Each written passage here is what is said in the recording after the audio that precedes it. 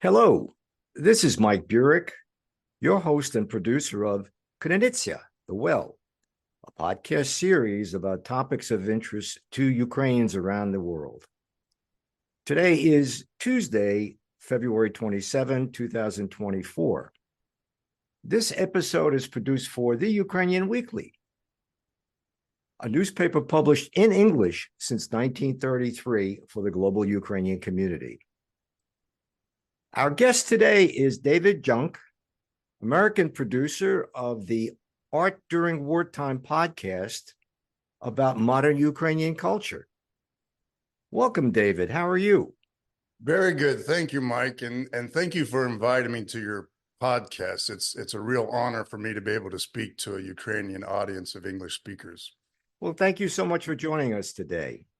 To start off with, can we get a little bit of information about your education and professional career? Sure. I'll start from the beginning. I was born and raised on a family farm in Madison County, Ohio. I was a Cold War kid in Ronald Reagan's America. The Soviet Union was always lurking in the shadows for me as long as I can remember. We lived near an Air Force base called Wright-Patterson, a very important one. So we knew we were always the first target of an ICBM attack from the Soviets. So I lived with the fear of that, and I remember the drills and running to fallout shelters and all of that. So that was a big part of my growing up. But by my senior year in high school, that was when Ronald Reagan gave his famous "Evil Empire" speech. So that was the background of how I grew up in Ohio. But being a farm kid got me a scholarship with a private university called Wittenberg in Springfield, Ohio, and there I studied Chinese, and I even went to Taiwan and Japan to teach English for a little while. Tragically, one of my classmates at Wittenberg was killed in the Korean Airlines jet 007 that was shot down by the Soviets by a MiG over the Sea of Japan.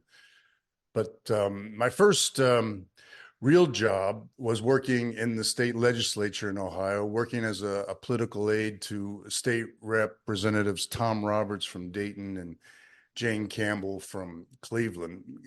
Jane is famous for being part of the group that brought the Rock and Roll Hall of Fame to Cleveland. So she's a legend in that city, and it was exciting to be part of that. But when the Berlin Wall came down, I went to Berlin, and I saw freedom breaking out in Eastern Europe, and I got the bug. I came home, moved to San Francisco, got an MBA from San Francisco State University, and made plans to work in the newly liberated Eastern Europe. And then when the Soviet Union fell, I got hired by the largest record company in the world, a company called Polygram. It's based in the Netherlands. They hired me, and then a few years later, the American record company, Universal Music, merged with Polygram, and they put me in charge of their new record labels in Eastern Europe.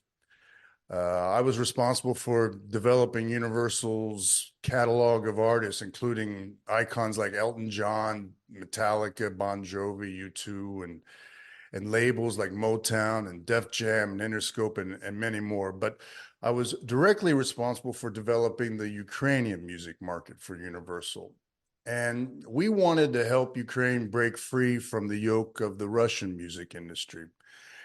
I'm very proud to have been part of that effort because it really did open the doors to more Western record labels to come into Ukraine. And all of this really helped develop the modern Ukrainian music industry. So then you were involved in trying to bring Western record labels into Ukraine. Yes, starting with Universal, yes. Okay.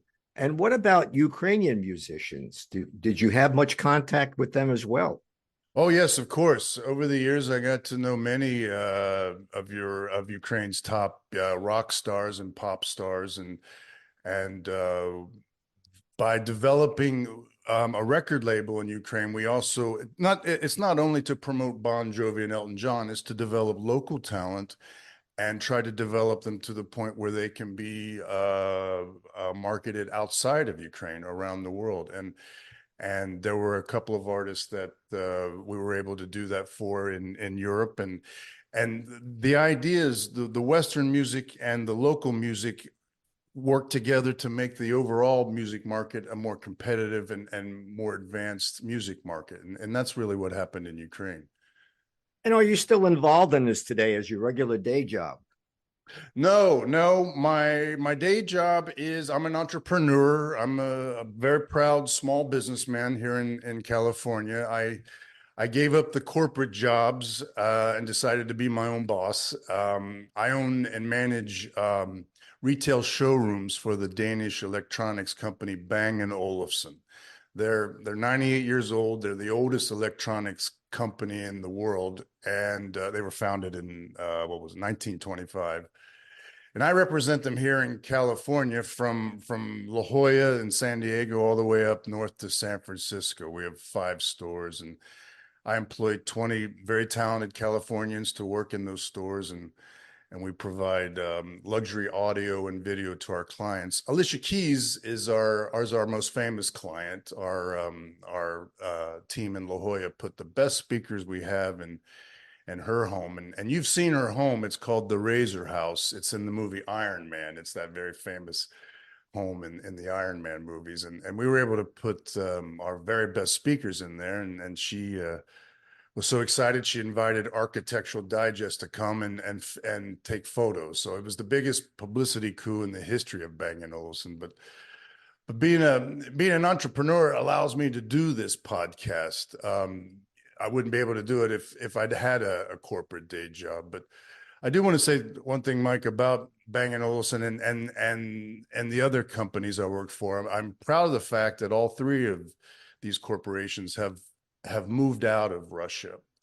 Gibson Guitars, who I also worked for, moved out after the 2014 invasion of Crimea.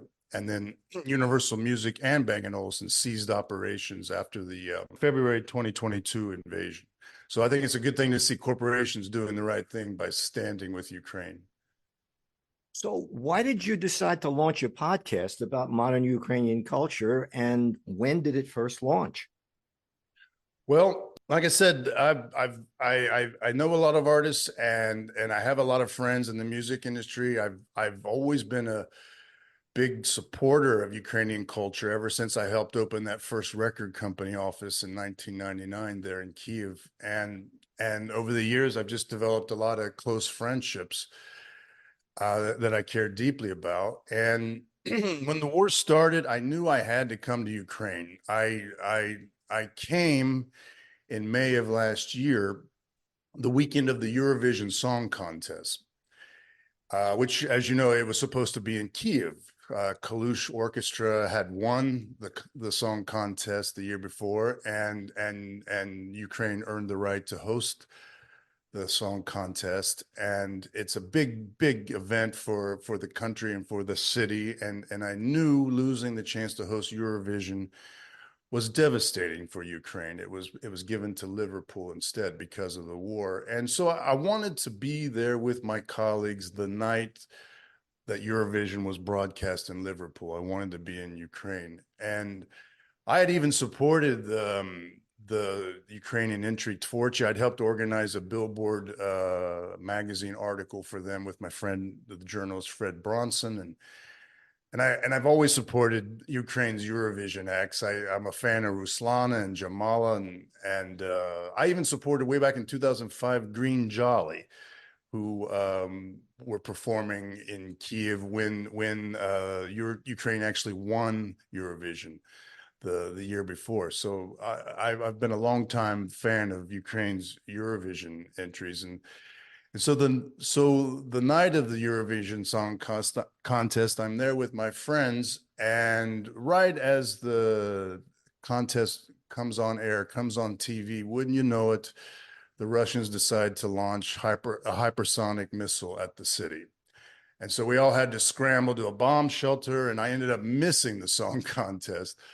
But thankfully, an American Patriot missile shot it out of the sky, and I was very proud of that. But what changed me and changed my life forever and motivated me to do this podcast was when I visited the northern suburbs of Irpin and Ostomel and Bordianka, and I saw the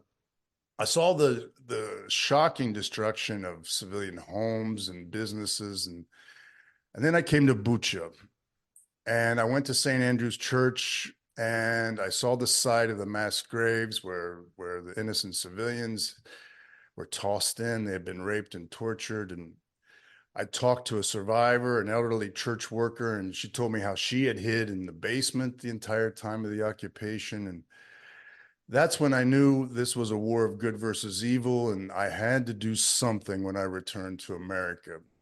Thing I know is culture. So I started a podcast about Ukrainian culture, and we launched it in November of last year. In fact, I was standing in Maidan Square when our first episode went online in November. David, who have been some of your first interviewees for your podcast? Well, we've had some very interesting guests right off the bat. Katya Taylor is an art curator and project manager. And frankly, she reminds me of an Andy Warhol with her commitment to an artistic community. And her team are making art. They have not stopped for a beat during the war. And that's just fantastic to listen to her stories. Another guest was Volodymyr Shnure. He's an operatic bass tenor for the academic ensemble of the armed forces, and he talked about his mentor, a legend from classical Ukrainian opera, Boris Hymeria, which was just fascinating for me to learn. I had no idea about this person. Sergei Melnichenko is a famous photographer from Mykolaiv. He opened a school in Mykolaiv for photographers and kept it going during the war, which was just fascinating to hear about. And he's the very first Ukrainian to win the Leica Oscar Barnak Award, the most prestigious photography award in the world. So he's a very famous photographer in his own right. Daniel Bilak is a co-producer for the blockbuster film Dovbish. We talked about screening the film near the front lines and during air raids. This film being in the theaters, I think, is a testament not only to the filmmakers and the cast and crew, but to the brave theater goers who would not leave the theater, even though the air raid sirens were going off during the screening. It was incredible to hear Daniel's stories. And I think one of the most fascinating guests we've had was Tina Parasunko, who's an expert on cultural diplomacy. And she, for our Christmas episode, talked about the incredible story of Shedrik. And we even recorded with the Kiev Mozart Orchestra a version of Shedrik to play at the end of that episode. But I learned one of the most shocking things about Shedrik that I did not know. It was banned by Soviet censors and only revealed to be a Ukrainian folk song when Ukraine gained its independence in 1991 with the collapse of the Soviet Union. And Tina is one of those cultural experts who is bringing this story back to life. How and where are you promoting your podcast today?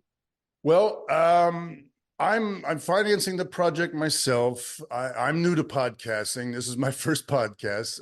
I do it from Los Angeles, my home office, but the project is really driven by my team in Kiev.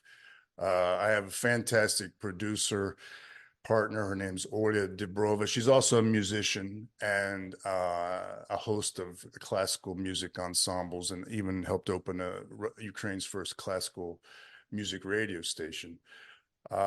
Sasha Varensa and the guys at the promotion agency Go West are helping me with the promotion, and they're amazing. They're super talented.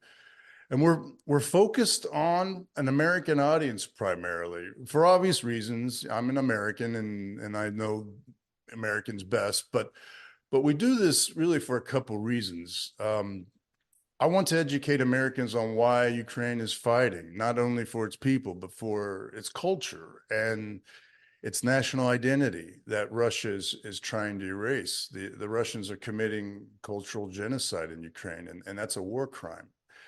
And I want Americans to know about that. And I want to show Americans how much we have in common with Ukrainians. We believe in the same things and have the same values. And so through the podcast, I want to make this connection through culture. Ukrainians are fighting for their survival, and we Americans should support them. David, we're just about out of time. Where can our audience go to find your podcast online? You can find it on Spotify and Apple Podcasts under the Art During Wartime name. It's we have 5 episodes online right now. We're coming online with 3 or 4 more here in the next few weeks, and we've got some really interesting guests coming up. We've got a comedian, Anton Timoshenko, and we've got a really fantastic hip hop artist named Otoy coming on, and some others, and it's really going to be another new season of fantastic stories from Ukrainian culture. David, I want to thank you so much for all your efforts on supporting Ukrainian modern culture. Thank you, Mike. I really appreciate it. And again, I love your podcast and the Ukraine Weekly newspaper, and I really appreciate being invited on today. I have been speaking with David Junk, American producer of the Art During Wartime podcast about modern Ukrainian culture. This episode of Krynytsia has been produced for the Ukrainian Weekly, a newspaper published in English for the global Ukrainian community since 1933. And I'm Mike Burek, your host and producer of Krynytsia. Until next time, that's all for now.